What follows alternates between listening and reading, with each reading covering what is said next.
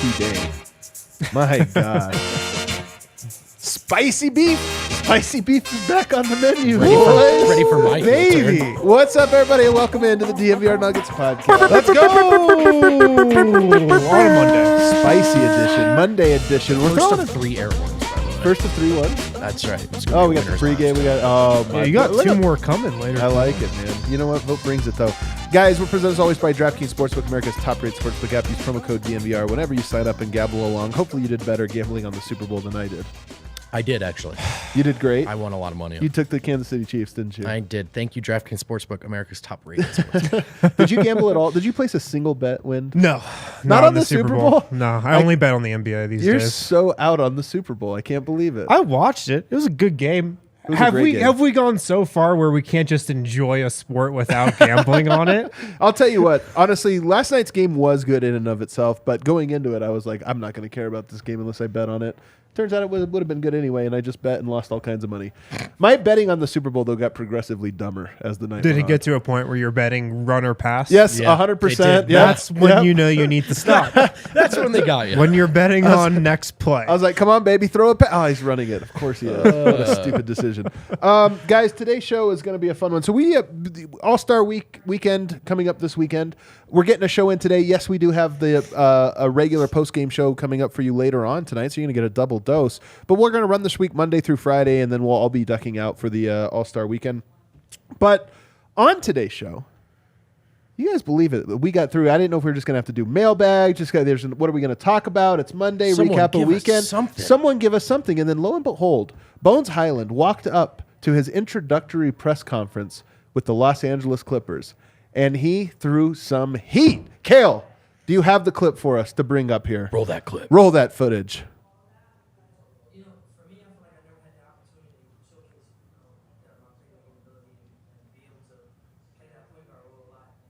What?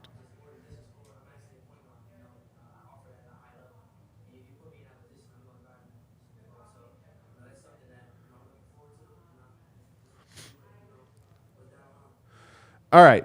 I gotta preface this before we go. We've seen a few young players depart Denver, and there's always a similar theme. Some stories emerge, like, well, here's a little thing. So I want everybody to take with a grain of salt that whenever a player and an organization part ways, there's 2 sides of a story, and usually they don't line up at all. We've been kind of telling you guys for weeks now, hey, this is bubbling. People kept being, why are you trading? And like, what's going on? This is a big deal. Like, no, there was some stuff that was bubbling below the surface that sounded like, or at least we're being told, is becoming like, hey, we might have passed the point of no return. I think everybody kind of sees now, man, there's a little point on that. So I wanted to preface that, but now we get into this comment, Wind. He says he's a point guard, and he says he didn't get to showcase all of this. What do you think when you hear that?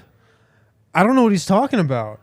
I mean, he was the backup point guard all season last year. It was literally his role. It was really This year, he played, the first half of the season was exclusively the backup, then had to share the floor with Jamal Murray like the last month or two. But, I mean, he's trying to rewrite history, I guess. And he's also trying to, play to the Clippers crowd because the Clippers have been needing a point guard for a while. So I think he's trying to play into that. But he was the backup point guard here. I don't get it. Yeah. Sometimes you talk yourself into your own motivational lines, I think. And Bones is is this how Bones processes and turns stuff into motivation? Maybe. That could be a big part of it.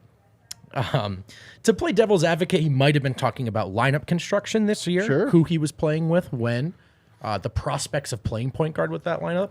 But I'm with you, Wind. My initial reaction to that particular line and framing is, what? Because that's the thing about seeking a trade is there's, or being okay with a trade, or however, there's not many better roles for a young, talented guard out there right now than getting to man the second unit for a contender. So this is, but I would imagine it's not the first, maybe, whether you want to call it revisionist history or different perspective than Denver fans have that we'll see.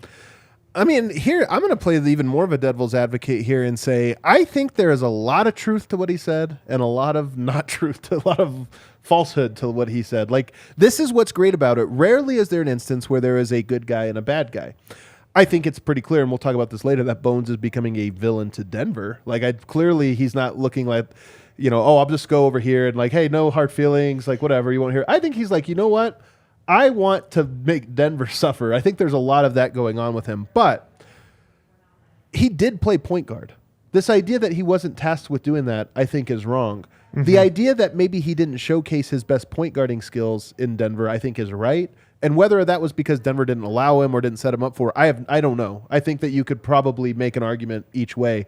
I will say a lot of the lineups they rolled him out with did not have a secondary creator. I mean, he was out there with Bruce Brown and Jeff Green and these different guys. Like, he was the point guard. You roll him out there with lineups with Jamal Murray. Yeah, I think that in those lineups, maybe it was a little bit more confusing, and that was probably the, where this became frustrating. But so I would give this one a partially, like a political fact, partially true, partially false. Yeah. But probably hints at why he was so frustrated. Man, and it's also like he came into a championship contender as a rookie, and like, yeah, the Nuggets were missing a lot of guys last year, but I mean, he got more rope than any rookie has ever gotten under Michael Malone. He played a bigger role as a rookie than, really anybody has in this era. And then, like this year, he was just, they traded away Monte Morris so he could be the backup point guard. Yeah, exactly. The Nuggets actually made a move that cleared. Yeah. The stage was set, like heading into the season for him to be the backup. And like, that's what he was. And then, when they went to Jamal Murray with the bench, that was only something that happened over the last couple of months. That wasn't at the beginning of the season. I will say one of my notes throughout most of the year when I was coming to Bones' defense was the Nuggets are calling, and I know most of the Nuggets is like play calls or what things they're trying. The Nuggets are calling a lot of Bones ISOs. And so part of me does think that there's at least a little bit of this where I think Bones was put into a tough spot repeatedly. And I think there's a little bit of this of Bones also put himself into a tough spot repeatedly. Yep. I think both things are true. And with regards to the point guard spot. So I am curious to watch, as I was with Nurkic. Like, look, when Nurkic left Denver, when he departed Denver, all of the things that were bad that we said about Nurkic and also that the team was saying about Nurkic were very true. Yeah. I don't think any of those were like, well, you're embellishing it because he's on the other side of that. But at the same time, Nurkic did have more to offer that emerged once he got to Portland. And you have to ask yourself, why did this guy shine? Was it strictly circumstantial? I think a lot of it was. But was it strictly, or were there some things that, they handled that situation better? You can determine how you feel about that. I think the same would be true for Bones, but I'm not ruling out that he doesn't land in the Clippers, which I don't think is a great situation for him, by the way. That's not like the place I would have placed him to say like, oh, he'll definitely excel there. But if he does, I do think that will change the story a little bit. There'll be why did he get more out of there and not here? Yeah, I'm really curious to see how it works with the Clippers and going from Michael Malone to Ty Lue, because I feel like Michael Malone, for the most part, just let Bones be Bones.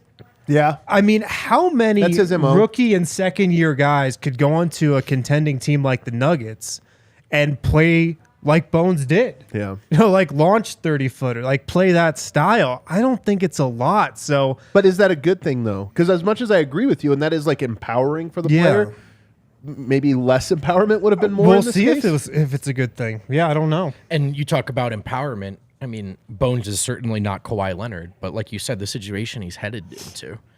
I mean, it's not like that's true. Players have, I think, kind of run the show to some extent in Clipperland. So how much leeway will Bones get? Because look, man, a large degree of this is him. It's like the Austin Rivers line. At some point in Bones' career, more criticism will come, and he will have to look in the mirror. Right. That point will come if it's not already now. So we'll see how that organization works out for him. We talk about some of this as pandering to a new audience, and we know Bones is good at this. And this is not, by the way, an insult. Like, I think more athletes should try to. One of the things I loved about Bones is he genuinely tried to connect with athletes. There's a lot of NBA athletes in particular who make no effort to connect with the fan base that supports them and gives all this love and them, won't even sign autographs and do these different things. Bones was so good about that, and that's no small thing. I appreciate that. Honestly, a very foundational level. Me too. I appreciate that. At the same time, part of pandering, like politicians, it's a little like it doesn't have to be fully true. Kale, bring up the tweet. Always wanted to be with the Clippers. Here's one that I'm like laughing at. I don't doubt that there is some truth to this, but didn't he say the same thing about Denver? Isn't the line? Yeah. Oh, the workout. When I was here for the workout, man. There's a story about when Bones met with the Nuggets front office at the draft combine and rapped a song about Kobe to Tim Connolly. That's his best song, by the way, I think. There was like a connection, and he has said, like, yeah, that's when I knew I wanted to be in Denver. So, yeah, this is interesting. But he has talked in the past, I think maybe on this show, about draft night, knowing the Clippers were interested in him, the Clippers were interested in him. Yeah. So, but I mean, yeah, like Bones, by the way, I don't want to sound like I'm just switching up. Like, I'm, still appreciate the same stuff. But there was like, he'll campaign, man. He'll campaign. Yep. And I'm not surprised to see him, leaning into the Clippers thing. I kind of love the way their social admin has leaned into it. This rivalry has juice, boys. Don't give up. This rivalry does have juice. But now, guys, we're just talking about circumstance. He said, she said. This is the small stakes. Let's get to the big stakes. Do we have the clip of him being asked? Oh, here we go.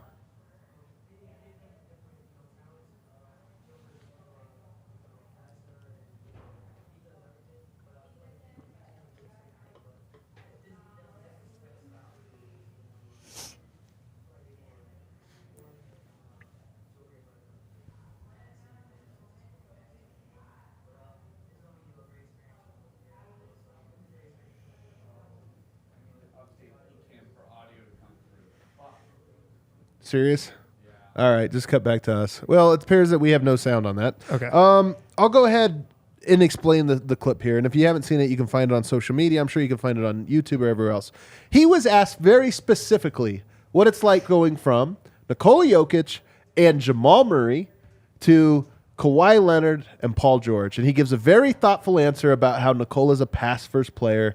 Those other two guys are more scorers. Mm-hmm. And then he ends it, though. Just in case you thought maybe he forgot to mention Jamal Murray, maybe he just forgot to bring something up, he circles back. He's like, so just to reiterate, I'm going from a place that had one great player to now a place that has two great players. To me, win. You don't have to squint. You don't have to maybe he misspoke. I think this is a five-pepper calling out Jamal Murray, going out of his way to say, just to kind of stick a little jab in there without it sounding like it. Am I wrong? No, you're not wrong. I mean, it's obviously that. It's obviously that, man. And this whole Bone situation, I've said this before, it's just kind of sad, in my opinion, how it's developed and how it ended and the next chapter of it. It's just sad. He doesn't have to do this. He doesn't have to call Jamal Murray out like that. He doesn't have to throw shade at him. But I think what it shows is and we talked about it on the show in the lead up to the trade, there was definitely something off between those two. And it spilled out a little into social media, that Jamal Murray tweet, of course. And we talked about it on this show, how I don't think either of those guys really liked playing together on that second unit. There was always there was never really the chemistry there between those two guys on the court at the same time. You felt it from Bones, you felt it from Jamal, and you see it there. Yeah, I think this is what you seem annoyed by this story. No, I'm not annoyed. I'm just sad, man. Yeah, dude, it did not have to happen this way. Dude, this is a totally great arc. I'm not into these weird narratives all the time, but this one has played out so perfectly to where I'm like, this is how rivalry now. This is like a storyline from WWE. Yeah, totally. But that's it though. It's the full heel turn, and that is the part of this that I actually appreciate as much as it's also tough to watch. Bones was never just gonna go quietly. Yeah, he was always gonna go full heel turn, and now that he's off the roster and it doesn't have to distract. It can be fun. I'm very much looking forward to those two playing against each other should it happen on the 26th. He's a villain now, right? Where is Nuggets Nation? I haven't really been online. I haven't been in meetings all day. What is Nuggets Nation? He's a villain. They hate him. Yeah. How do you guys feel? We're there. They hate him as well. You're kind of I don't know. Not hate him personally, because we kind of got to know him personally, but you're like, nope, want to win. Want to beat him in particular. Based on what he said today, he wants that. Yeah. He wants to be the villain. Yeah. That's Denver. The thing. That's what I'm saying. He embraces this stuff. He was going to make it a heel turn. And that can be kind of fun, too. It's funny. I got here after the Nurkic stuff. This is the first time I've watched the origin story.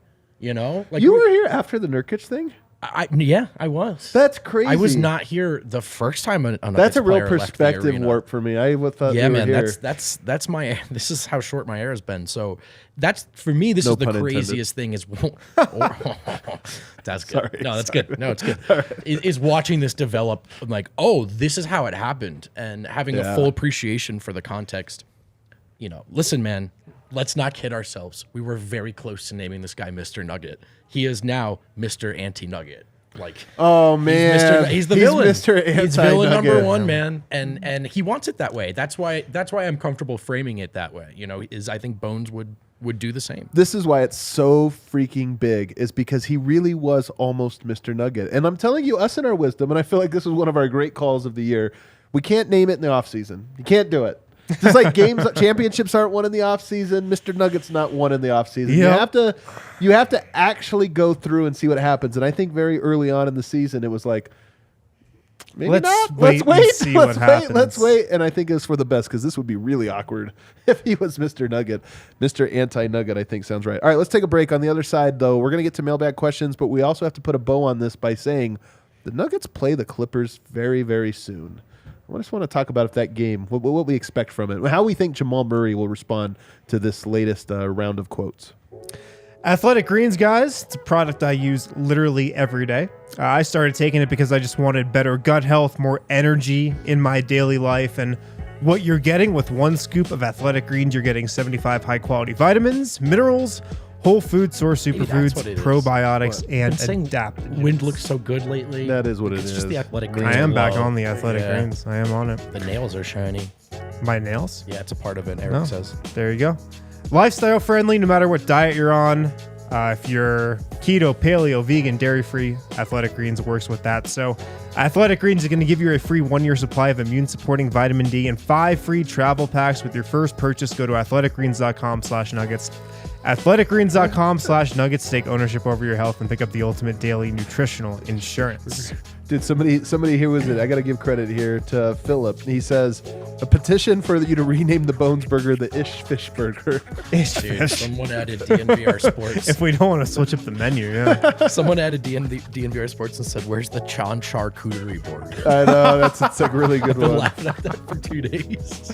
Oh, that's good. Yeah, that's good. Guys, Shady Rays kick off the new year with new gear built to last. Our friends at Shady Rays have you covered from the sun to the slopes with premium polarized shades, customizable snow goggles, and much more. They've got this awesome deal going on just for DNVR listeners. Go to shadyrays.com, use the code DNVR, or you can visit them in store, Park Meadows Mall. You get 50% off 2 or more pairs of polarized sunglasses. 50% off 2 or more pairs of polarized sunglasses.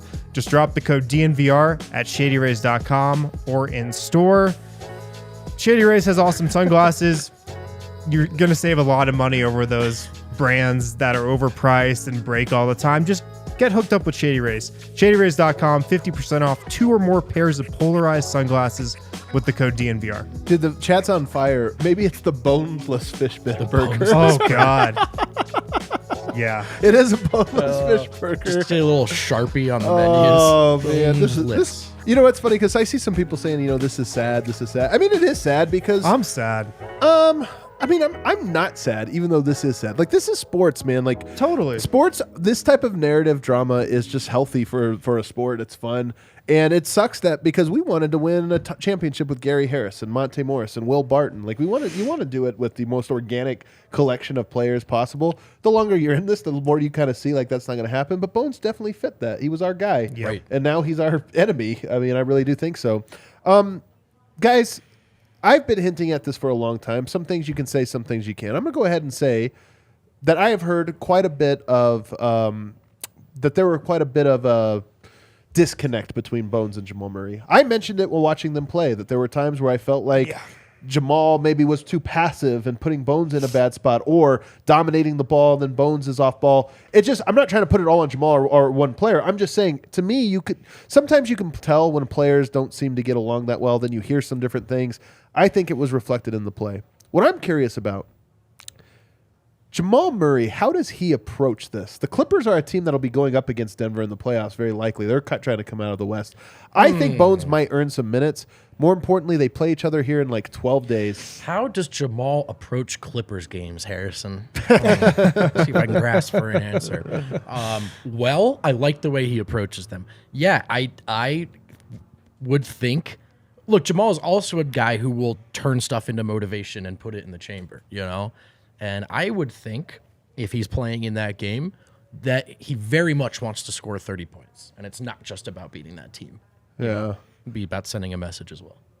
Oh, yeah, I've got to think so. I think Jamal will look to put him in his place. Absolutely. So a couple things about that game. It's the second night of a back-to-back. It's on ESPN. And the game before it is at Memphis. So Denver's going to have to travel from Memphis back to Denver to play that game, which always sucks. Why do they do this? I swear to God. What is going on with the NBA schedule this year? In particularly the Nuggets schedule. What the heck? Oh, you have an important division game? We'll make it a back-to-back. Oh, you're going to be on national television in front of a big audience? Let's make it a travel back-to-back. Like, it's a little crazy, but nonetheless, I digress. That game to me, like, I don't know if Murray should be playing. He's got right knee inflammation. The Memphis game is far more important. Memphis is the only team that can realistically catch Denver in the standings. You win that one, you almost lock up. You have 2 games against Memphis coming up in the next, 3 weeks. You win both of those, you almost lock up the number 1 seed. So that game's far more important. But what do you expect? I know it's a ways off, but do we expect that to be like, no, circle the calendar game for Jamal Murray? I mean... Look, Jamal's been playing in back-to-backs recently, so it might not be an issue at all. He might just play in it. Yeah. But I've got to think, like, knowing the competitor that Jamal is and the stuff that we think and know went on between them, I got to think Jamal's circling that game. I've got to think that's something he's going to take personally. The Jokic-Nurkic game, now Jokic has solved Nurkic, and now he absolutely dominates him, but the worst moment in the regular season for us personally was when Nurkic completely dominated Jokic in that game. We wanted Jokic. To us, that was like a big yoke, do it for us. We picked you, not him, like show up, and Nurkic just dominated him. So that one I'm a little shook from. Was that the first one? That was the first one, and it was the Have a Nice Summer. It was all of that stuff was at the exact same moment. Took like 2-3 games to get past it. Too. Oh, man, I'm telling you, it was rough. I do not expect it to be similar. Okay. To me, like, this is one of the big fundamental differences between Murray and Jokic as a competitor. So true, man. Not that they're competitive, but like how it manifests in terms of taking stuff personally. Great take. And Jamal, I think, is I'm sure he saw and heard those quotes, you know? You think? There's one player that's not phenomenal. You guard me for 5 minutes. Let's see how it goes. And so that's Jamal's style, man. So I'm expecting it. The funny thing about that is you mentioned it. Like, you can't really rest that Memphis game. You also might have an opportunity to, like, push that door kind of closed. Oh, man. Create a real gap. So we'll see. Another factor, and we have yet to see how this manifests with Reggie Jackson on the roster, is that make it that much easier to start resting Jamal in these back-to-backs again. Yeah. If you get those Memphis games, I mean, here's the thing, man. If you do win both of those Memphis games, I do think it sets you up to not have to sprint to the finish line, which is huge. Denver's never been in that spot. Never.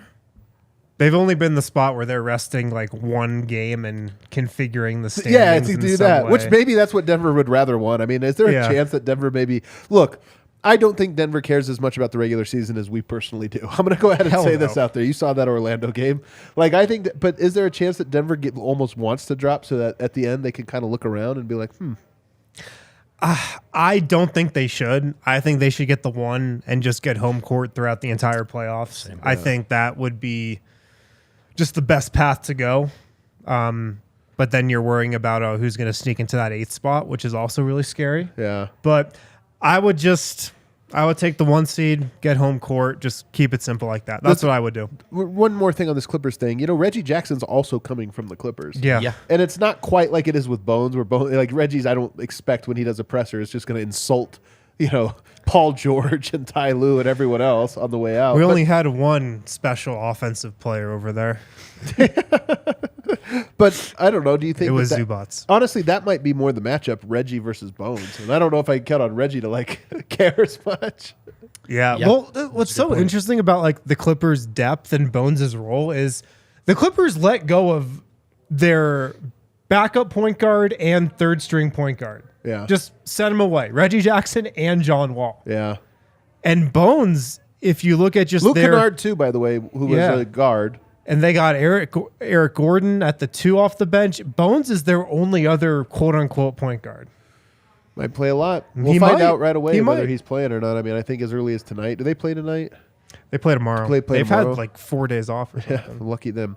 Either way, I just think that this is going to be way spicier than people realized. I had heard a lot of things. I was just wondering if the quotes would come out. Bones has done enough that I think that we'll hear about the story for the next 2 weeks. I really do. He's not shying away from it. Not shying away from it. I don't think Bones shies away from these things. But you know what? No, the other is Jamal. There was that story, and I always come back to it. It was a little bit of a weird one to me. Bones arrives, and you remember Jamal Murray on one leg challenges him to a free throw contest, and then very publicly made sure everyone knows that he wins with his left hand. With his left Jamal hand. Murray I just remember that going like, man, that's two guys that are going to want to like always go at each other, and sometimes that's really healthy, right? That can be the perfect thing. Yeah. I just wonder. You know what I was thinking about the other day after the Bones trade went down, and we were looking back on like the final chapter of his tenure in Denver. Remember when he got his high school jersey retired? Yeah. In Philly? Yes. And he went by himself. We asked him this. We had an interview that ended up going to the ether. Yeah. And nobody from the Nuggets showed up at that thing. That's when we should have known it was over. I kind of did, to be honest with you. The question that we asked him was, hey, did any Nuggets plan on going? And he's like, I don't think so, man. If they did, it would mean an awful lot to me because that's real big. But nobody went. But we'll see. And nobody went. Nobody. I think that is a meaningful thing. Yeah. Because I think there's enough Nuggets players that would have known it was a big thing, that if they were still in at that moment, they probably would have showed. And of course, after that game, he flew home alone on a Southwest Airlines flight. Yeah. What a messy split here. The NBA, big on drama. Usually the Nuggets are outside the drama. You know it? I can't believe it. It's being overshadowed by like Phoenix made a trade, but yeah, thank God. I know, man. But the Nuggets are never in the headlines this way. I know. It's kind of fun. We'll see. All right, let's take a break. On the other side, we got a lot of mailbag questions you guys asked. We'll have answers. Guys, DraftKings Sportsbook, hope you had a good day of betting on Super Bowl Sunday. Adam did not. Did you have a good day of betting, Vogt? I had a great day. Let's hear it. Like, what went down for you on the DraftKings Sportsbook app? Money line, a live money line. Chiefs, of course. I got involved with some parlays. AJ Brown, Kelsey. I think I had the Hurts touchdown as well. I was feeling it. I just look most of the betting sports calendar. I'm in a fog without Dever Eric. Here's the thing you have to know though about Vogt. He's from Jersey, right? And so Philly to him is this evil thing. And I try to tell him that Kansas City is the Philly of the Midwest. I got that. I was really excited to celebrate Philly's loss. No one here was feeling it. Yeah. So. Well, we have people in the office who are from Philly. Diehard Eagles fans. Yeah. It's been a rough day for them. But Super Bowl is awesome on DraftKings Sportsbook. One of the best days of the year to bet. But, of course, we've got NBA no sweat same game parlays. We got Nuggets games coming up. Always tons of stuff to bet on with DraftKings Sportsbook. So make sure to download the DraftKings Sportsbook app now. Sign up with code DNVR. New customers right now can bet $5 and get $200 in bonus bets instantly. Only at DraftKings Sportsbook, an official sports betting partner of the NBA, with code DNVR. Minimum age and eligibility restrictions apply. See show notes for details. Also, Jive Hive. We just had the good folks from Jive Hive here at the bar for our watch party last week. They're awesome. It's great to meet with them. Great to hang out with them. Jive Hive, if you don't know what they are a virtual dispensary on wheels. JiveHive.com. They serve a bunch of Denver areas, Aurora, Greenwood Village. They're also in Monument, Fountain, various areas of El Paso County. JiveHive.com. You can order same-day delivery. You can schedule a delivery window. They're convenient, great pricing. They're private and secure. JiveHive.com. Aurora, Greenwood Village, Monument, Fountain, various areas of El Paso County. JiveHive.com. Check them out. There you go. All right, let's get into some of these mailbag questions, shall we, Kel? What do we got?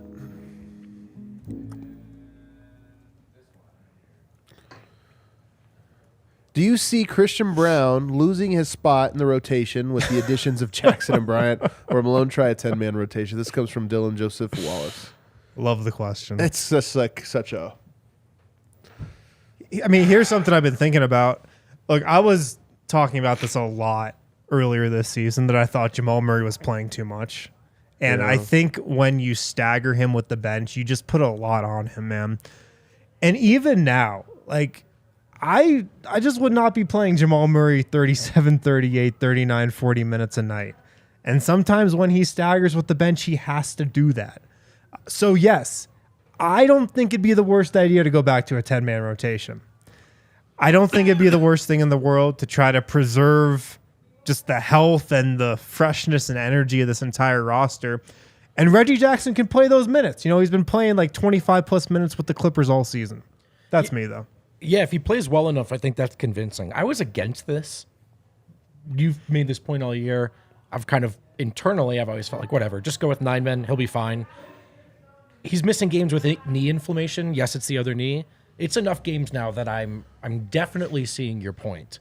And opening it up to a 10-man. I mean, that's kind of the point of going out and getting another guard. So, you know, if Reggie plays well enough, I'm definitely into that, exploring that. I mean, here's the thing. But he has to play well enough. The Nuggets have been phenomenal with Jokic on the court and terrible without him. I know it's not that simple. They play their starters a lot of minutes. Knock on wood for what I'm about to say, I really can't imagine them being worse. You know what I mean? True. Yeah, It's totally. been so bad that you're not worried about, like, what if the bench is worse? It's like, well, what's worse than this? Like, half the time they played 3 minutes and had to be subbed out and then the starters had to come back in, which is the worst case scenario going forward. I'm with you, Harrison. I would put it 2 ways. I think one of this is, to your point, a 10-man rotation might just be healthy because it's fewer minutes overall for everyone.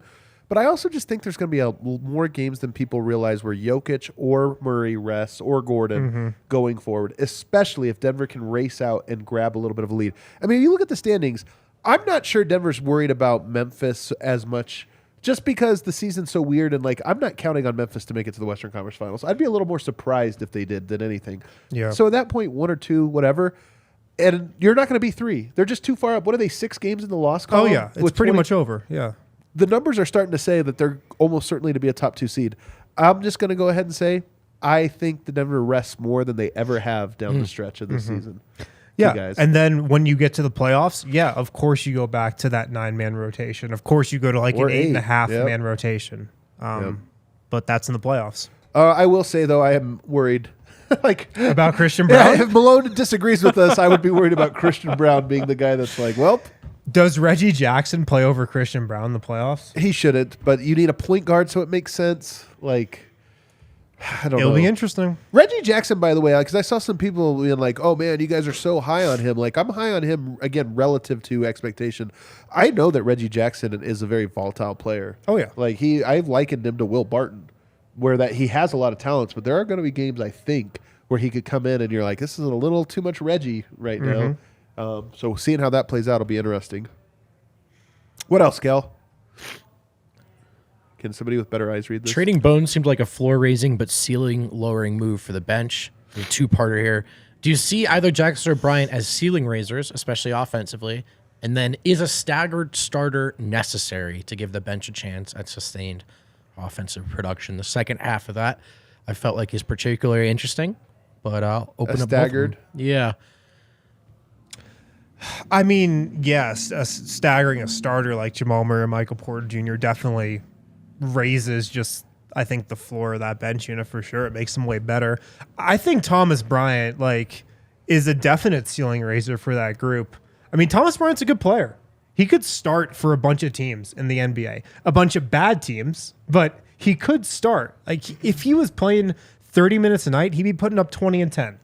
On good percentages, on pretty high efficiency. He can put the ball in the basket. So that is something Denver hasn't had in the front court of its second unit at all this season. DeAndre Jordan, Zeke Naji, the 2 guys who have gotten a run at backup 5, they're not the scorers that Thomas Bryant is. So I just think he is adding an entirely different dynamic to that second unit that's going to raise that ceiling. Yeah. Yeah, I think they haven't had a big that's really imposed any sort of threat offensively this season. So that could go a long, long way. But I do wonder, I am very just curious about the stagger thing. It's the first time we've really heard Malone sound so principled about it in the Jokic era.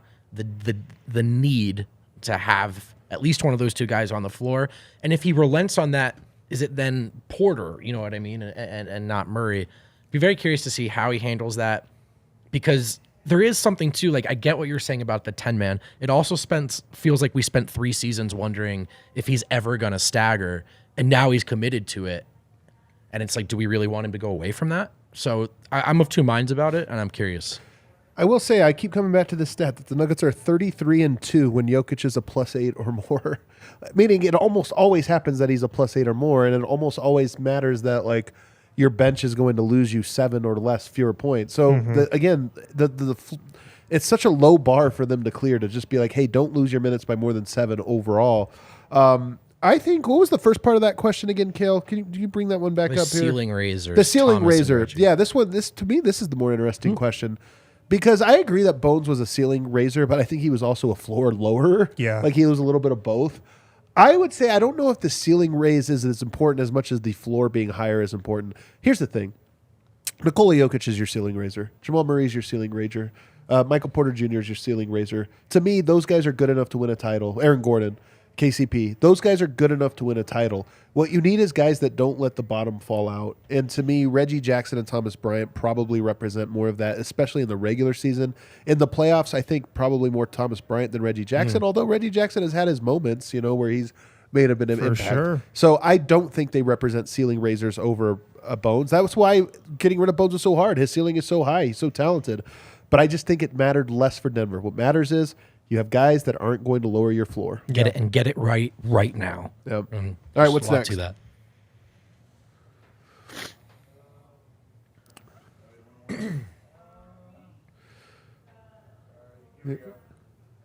Of the 4 Nuggets first-round draft choices from the past 3 years, who will have the best career? Zeke, Bones, Braun, or P.Y.? Man, that's a good question. My guy Harlow up in Alaska. That's a great question. Who will have the best career? I think you got to go Christian Braun right now. I agree. It's my pick.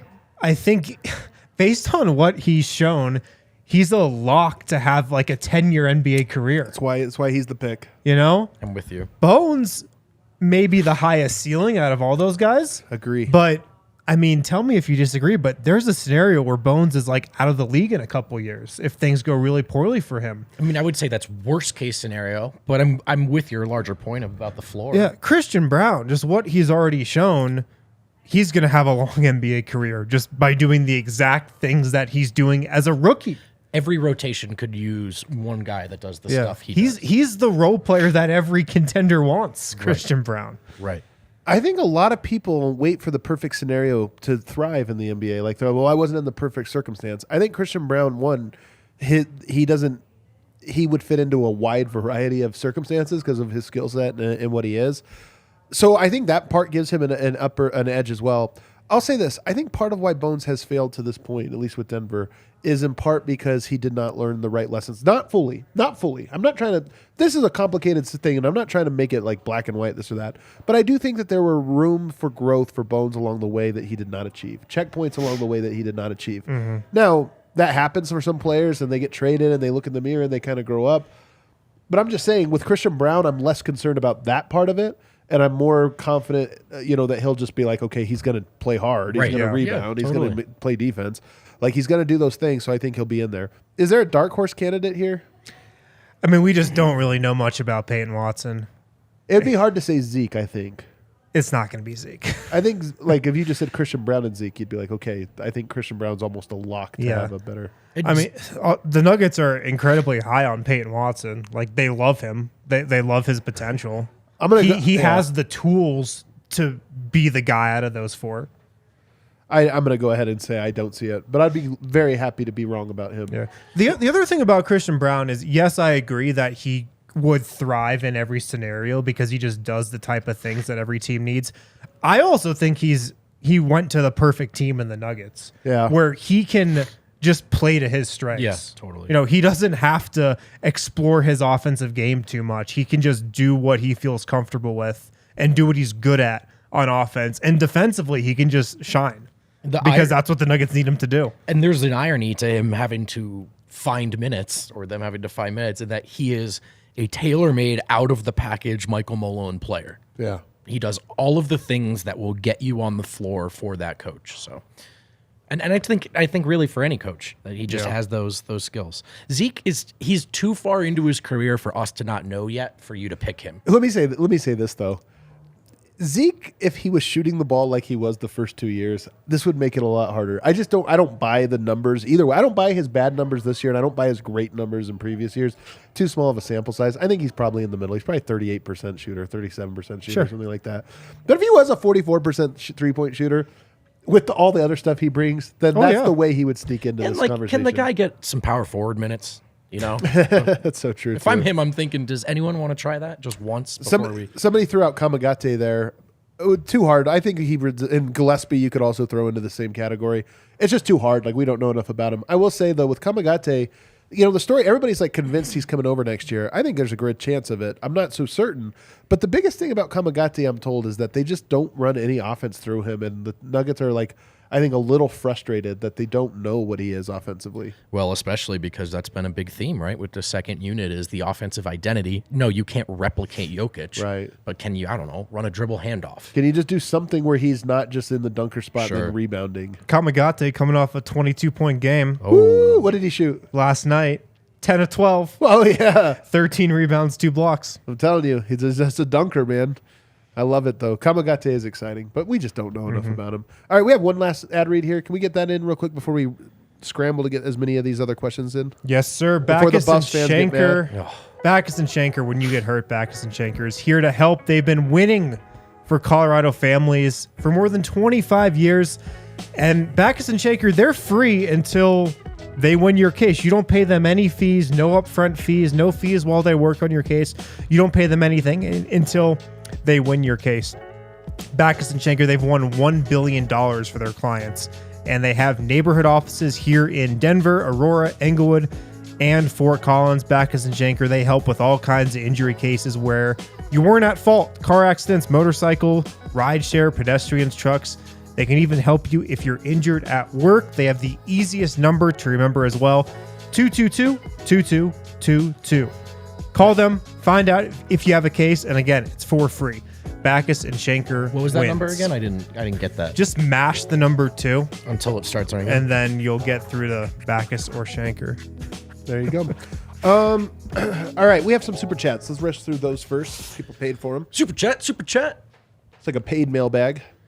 Dylan Cantor. Bones get more opportunities than any rookie in the Malone era. Can't disagree. It's not true, though. Torrey Craig? No, it's Emmanuel Moody, who literally started a season and a half through he had nothing but bad games. It was a different era, though. Yeah.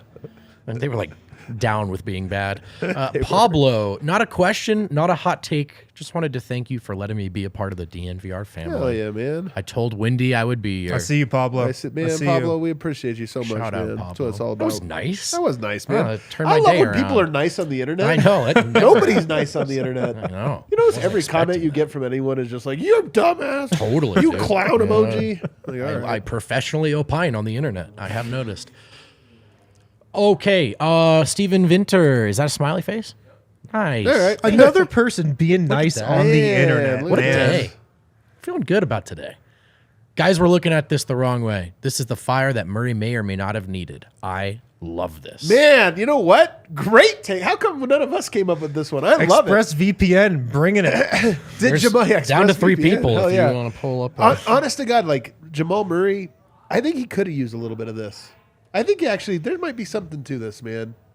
Somebody light that fire in him. Yeah, he was playing great, by the way, before the injury. He was playing great. Sure. But I just want angry It's Jamal. the dog days, you know what I mean? It's the dog days. Just trying to get through the dog days. Dog days. Dude, another vibey super chat. Steve, this makes me appreciate MPJ so much more. Had way more draft capital with more tough love from Malone and has totally bought in. Team sees it too. They do. 100%, man. I remain, though, that the weirdest part of this is PJ rushing to post. It's the best part. If he would have just distanced himself from it, it would have felt like better from the outside. But whatever. He's MPJ, authentic. you are in the club. He's in the club. Don't baby. trade Bones. All right. Yeah. But I mean, you just think about how many times MPJ was in Michael Malone's doghouse. Yeah, that guy knows what it's like more than anyone, by the way. And he and Bones were close. Every time we walked in that gym, they were shooting together, talking together. And with Mr. Dependable. How many guys are in the Circle of Trust post-trade deadline? Oh, man. We keep doing this every week. I love it. All right. Why not? Circle of Trust. All right. Let's update it. All right. Well, Reggie Jackson probably leads the way.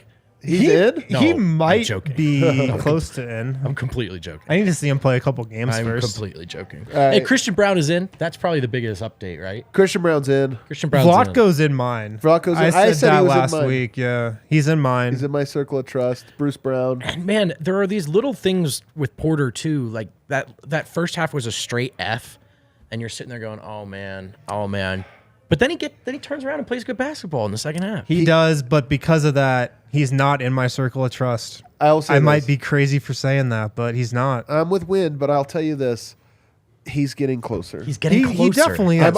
I'm optimistic he's going to be in the circle. He's trending made up. up a lot of ground this year. By the way, this is why I like playing Porter this year and not do like all those opportunities where should he rest when other guys are resting. Porter needs reps. Yeah. And Porter's getting closer to the destination. Thomas Bryant not in my Reggie Jackson not. Thomas Bryant not in my Circle of Trust. We'll see what they look like in a Nuggets jersey. I'm gonna take Bones Hyland out of mine.